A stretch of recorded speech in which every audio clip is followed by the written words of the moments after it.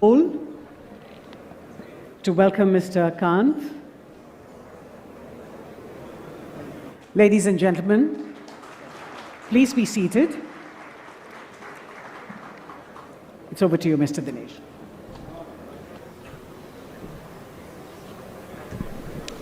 So let me start again. So thank you, Amitabh, for being here with us. I don't think you need significant introduction, but I think you have been somebody who has seen, developed, and built innovation for India. And today, obviously, you're piloting us through this journey as we get into the G20 as the G20 Sherpa. So I thought it would be very interesting to hear from you how you have been approaching this, and then I will start with a few questions and then throw it open to the floor so that we can make it very interactive. From here. Thanks, Dinesh. Let me first thank Mr. Chandrashekar for his outstanding leadership during the B20. I think the work done by the B20, the work done by B20 and its various task force has been truly spectacular in terms of the intellectual input that has come out. And I can assure Mr. Chandrashekar that many of the recommendations that have been made by the Business 20 will definitely find a place in the leaders' declaration that will come out later subsequently. Ladies and gentlemen, India is hosting the G20 presidency at a time when the world is facing several challenges. 1/3 of the world is in recession. 75 countries are facing a global debt crisis. You have a crisis of food, fuel, and fertilizer, climate action. The post-COVID era has seen about 200 million people go below the poverty line. 100 million people have lost their jobs. Huge challenges, and the war, the geopolitical crisis in Europe continues for over a year and a half. But every crisis is a huge opportunity, and for India, hosting the G20 is an opportunity to, what the Prime Minister has said, to be inclusive, to be decisive, to be action-oriented, and to be very ambitious. So India's been very ambitious in its G20 presidency. Unlike other G20 presidencies, India has taken the G20 presidency to all the states of India. It has hosted it in 60 cities of India, and it has made it a people's presidency. Every single citizen of India has been involved in the G20 presidency in the entire course of 1 year. Secondly, ladies and gentlemen, India's presidency is being held at a time when India has accelerated its pace of growth.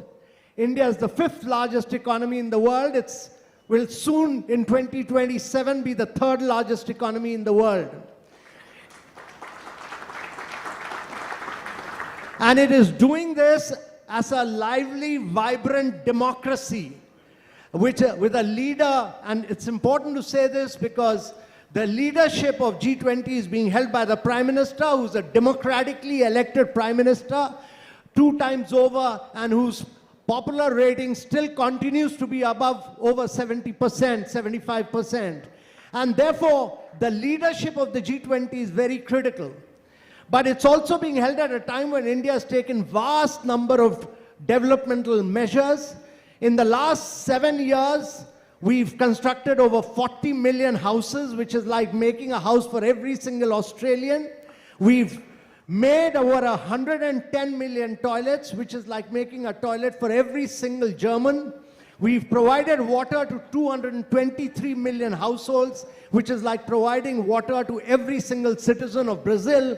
And we've made 55,000 kilometers or square kilometers of roads, which is almost 5 times the diameter of the earth. Ladies and gentlemen, India's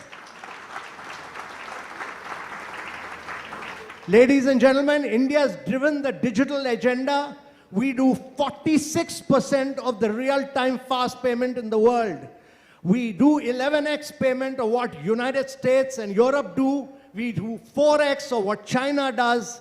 And from identity to banking to linking the identity and the mobile number to cashless paperless credit to cashless paperless wealth creation by taking stock markets to tier 2, tier 3 cities, and to providing insurance on the go, on mobile in 1 minute. This is a huge disruption which Indian startups have carried out. Vast number, we have over 110,000 startups. We've been able to build the third biggest startup movement, and this is a remarkable feature that all the disruptions are today being carried out by young entrepreneurs who've become great national assets for India. So ladies and gentlemen, India has done, this is the political, the developmental and the ideological strategy, development philosophy behind India, that we believe that despite different political ideologies, different geographical boundaries, we all come from the same cosmos and we need a human-centric approach, and that is why Vasudhaiva Kutumbakam, one earth, one family, one future. And the third key thing is what are the key priorities which India is pushing for? During India's presidency, the key is that we'll drive for strong, sustainable, inclusive, balanced growth. And growth is critical for the world because, as I said, the world is getting into recession. And therefore, after every COVID, every pandemic, the world has seen, historically has seen 6 years of protectionism. It's important for the world to get away from protectionism because free trade has lifted people above the poverty line. Vast segments of the world have gone above poverty line because of free trade. And India's key priority is growth with free trade by breaking protectionism in the world. And that will be one of our key strategies.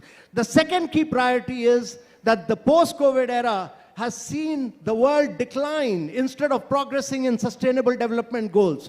Only 12 of the 169 sustainable development goals are on track, and therefore accelerating the pace of sustainable development goals, improving learning outcomes, health outcomes, improving nutritional standards is important. And the third key priority is climate action and climate finance, because the earth may survive, but we'll all go extinct. And therefore, very concentrated action for climate action, which requires climate finance, is critical for the world. And this would require energy transition. This will require just and inclusive, huge amount of energy transition. India has done its bit by doing about 185 gigawatts of renewable energy. We are the only G20 country to have met its NDC target 9 years ahead of schedule, and the only NDC G20 country to have been on top of the Clean Climate Index.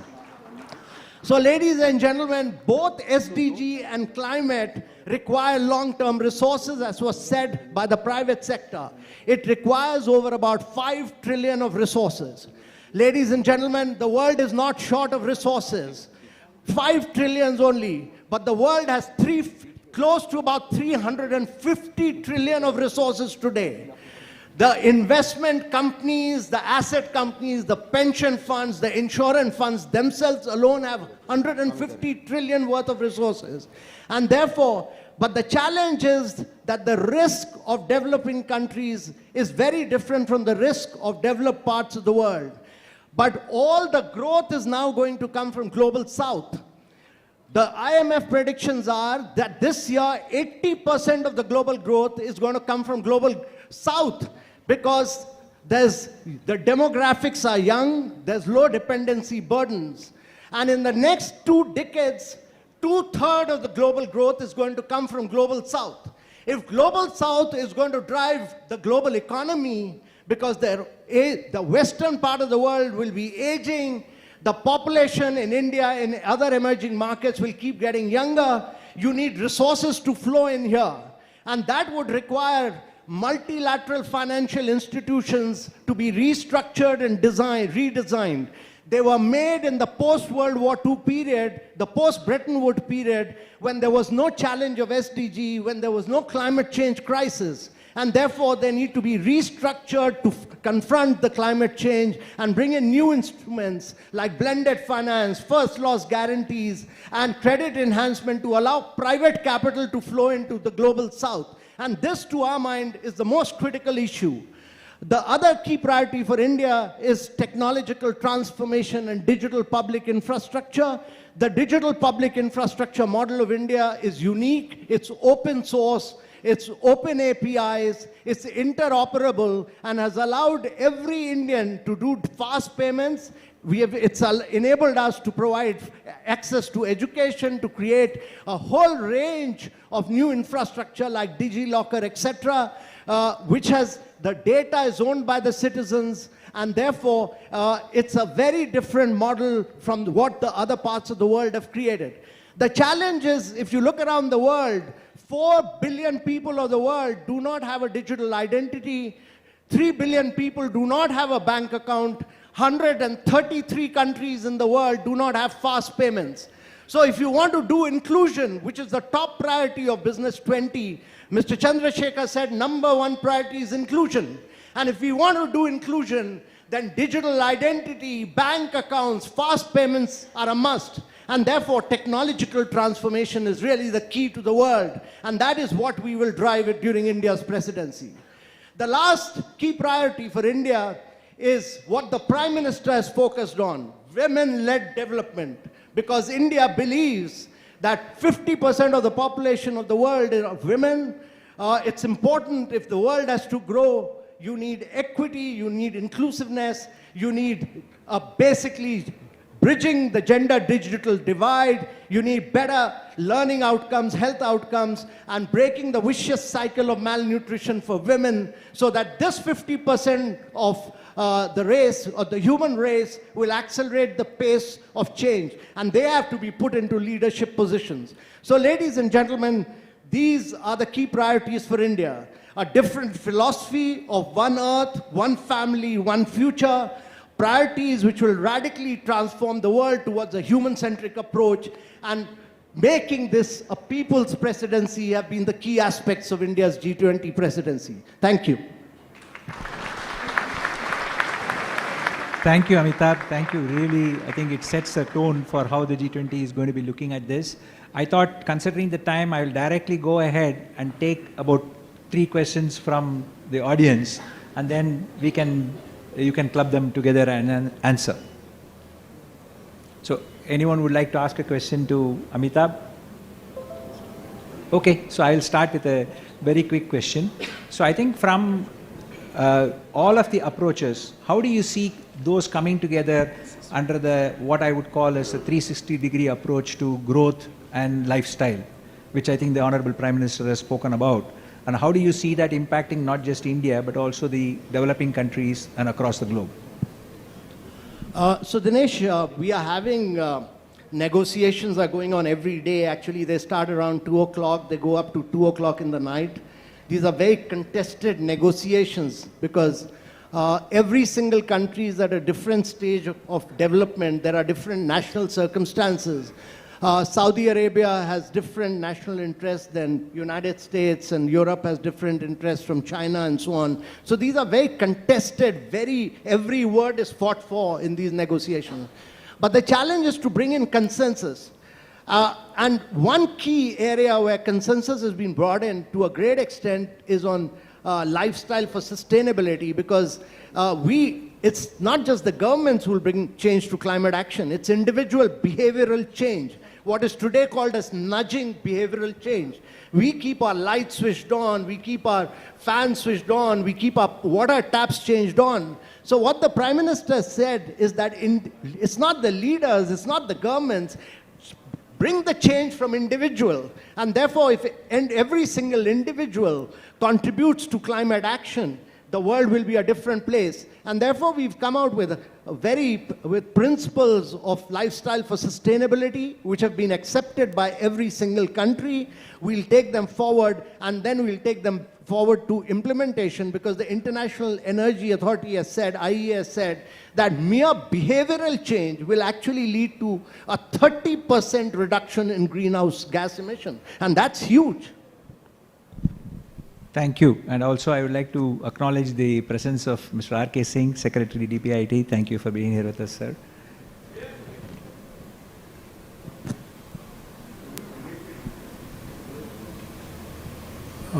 Yeah.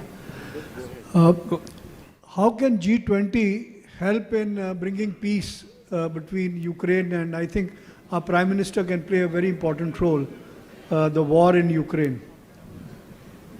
Okay.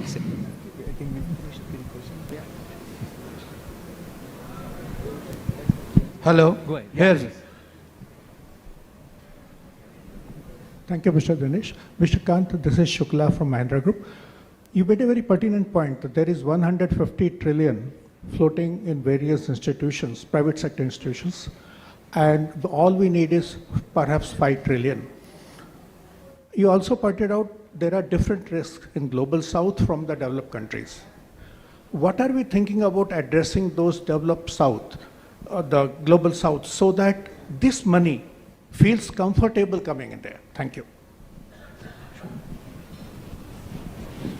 Hello.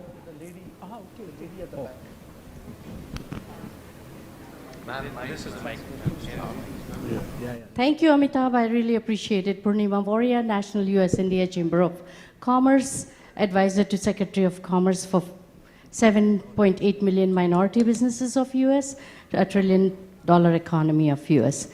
We have had met in Hyderabad with Ivanka Trump's delegation, and my suggestion to you is President Kagame is the chairman of the African Council, would be a good consideration for what you just said in Africa.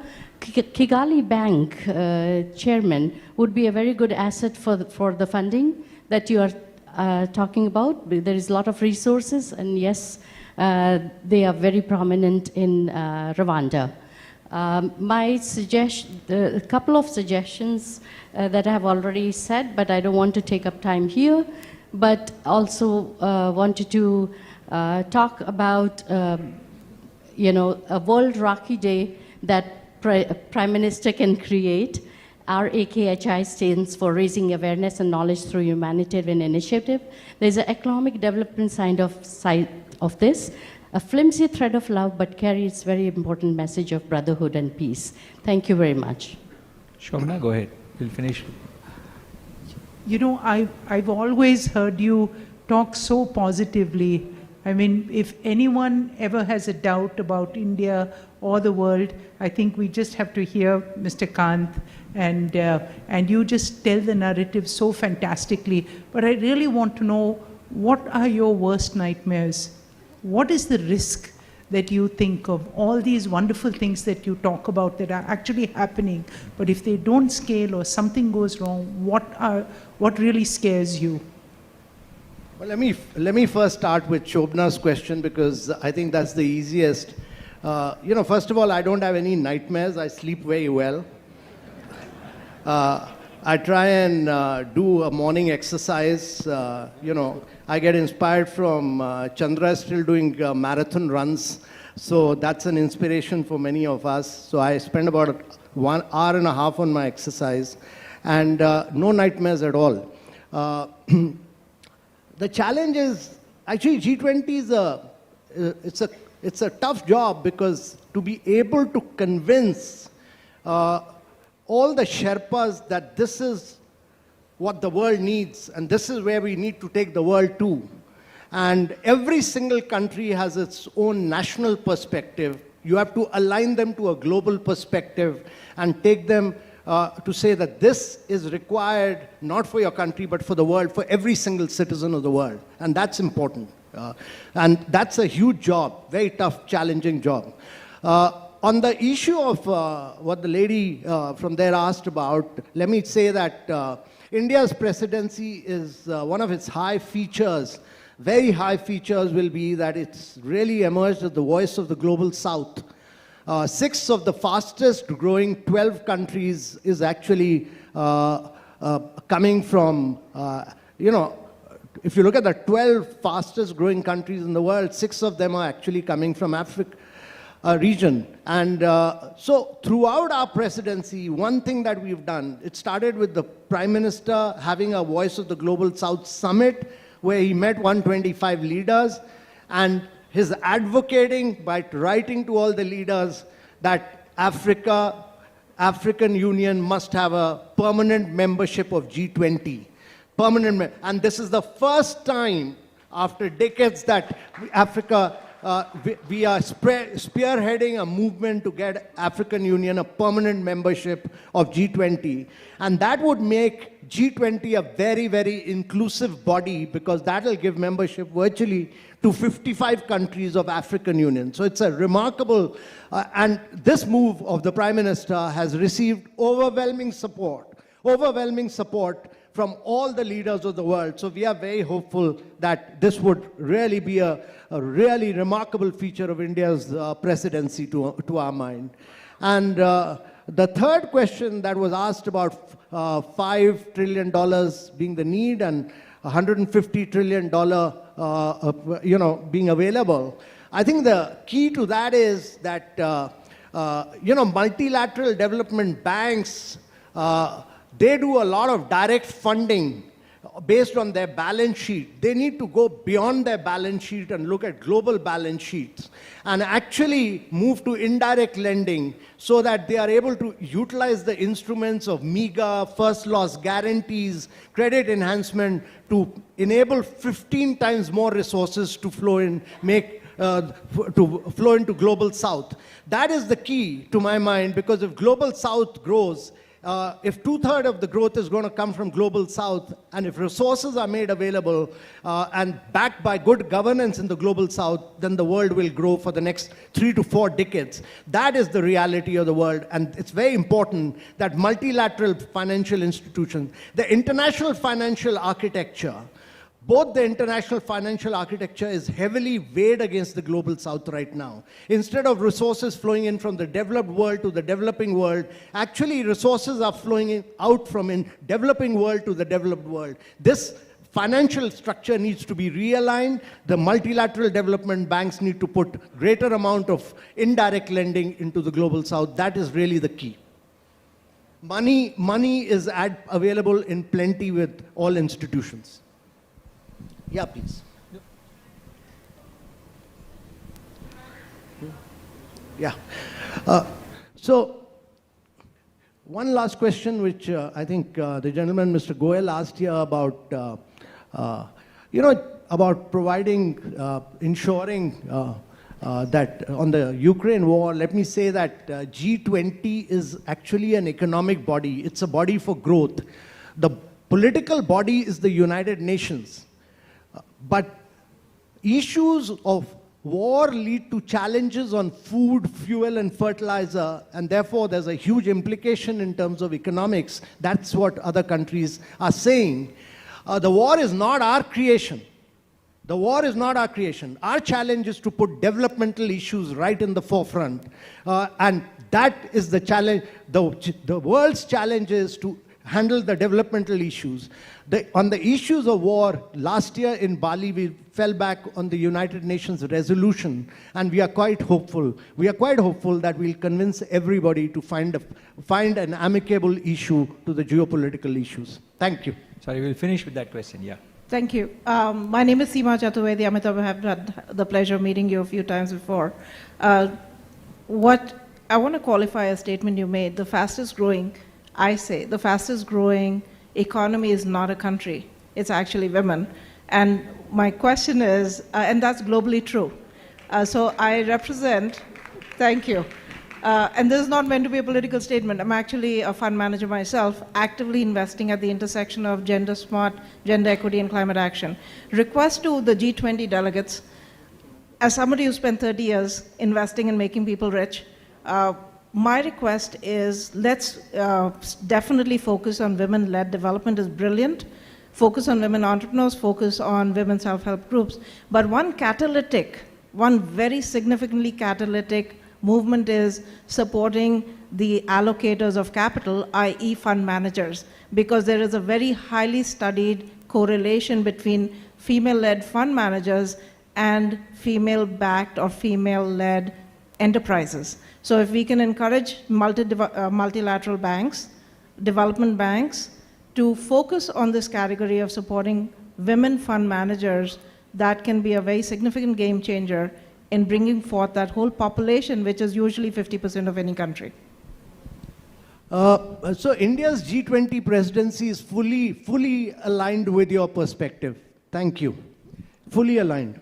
Thank you, Amitabh. I think you're giving us a lot of hope for the G20 now. Thank you very much, Mr. Kant and Mr. Dinesh. May I request Mr. Dinesh to please present Mr. Kant with a small token of appreciation. Thank you, sir, that you've spared time to be here with us. More power to you and to the G20. Thank you very much, ladies and gentlemen.